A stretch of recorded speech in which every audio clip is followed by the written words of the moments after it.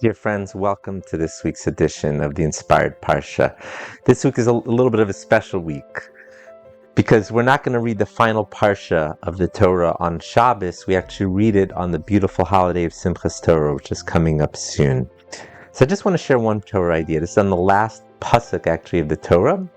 Velokam, the last verse, Velokam Navi Od B'Yisrael Kemoshe, Asher Yadu Hashem Panim al Panim. There will never has there be a prophet who has arisen in Israel like Moshe, like our teacher Moshe, who God knew face to face. It's a powerful testament to the greatness of Moshe Rabbeinu, Moses, our teacher. No, there will never be a prophet quite like him. He had this intimate relationship with God. He knew God face to face. But in some ways, it's a little bit of a disheartening pasuk, a disheartening verse, because the Torah, of course, is supposed to be something that we can emulate. And by leaving this verse, this puts such a big gap between us and Moshe Rabbeinu, Moses, that he knew God face to face. There'll never be a prophet like him. And that makes it kind of almost hard to relate to him, So in some ways, it's a little bit of a disheartening pasuk, a disheartening verse to end the Torah with. But the Baal Shem Tov says something beautiful. He says that when it says there will never be a prophet like Moshe, it only really means in his stature of getting close, knowing God face to face. But every one of us can be a little bit like Moshe Rabbeinu in our own way. Moshe Rabbeinu reached his potential. Each and every one of us has potential that was given to us. Each of us in our own way can become like Moshe in our own way.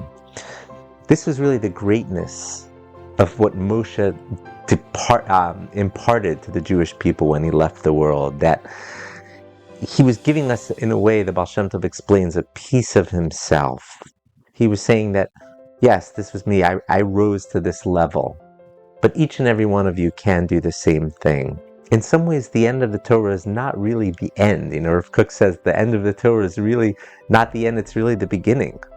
It's Moshe Rabbeinu imparting his last final messages and saying, I reached this level and so can you.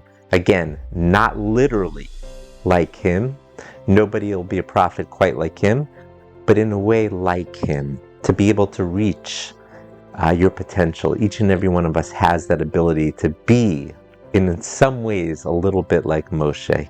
He imparted a little bit of himself into each of us when he left the world. It's a great message because Simchas Torah is not really so much about ending, it's also so much about beginning.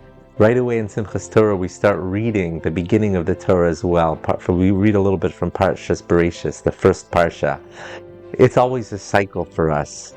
And it's a great message to end the Torah with, that Moshe is telling us, God is telling us, each of you can now begin anew, and take a little bit of Moshe Rabbeinu, Moses, together with you. We just went through the Yamim Noraim, through the high holidays. And in a way, that's a transition period. It's the end of the previous year, and now we're starting again anew.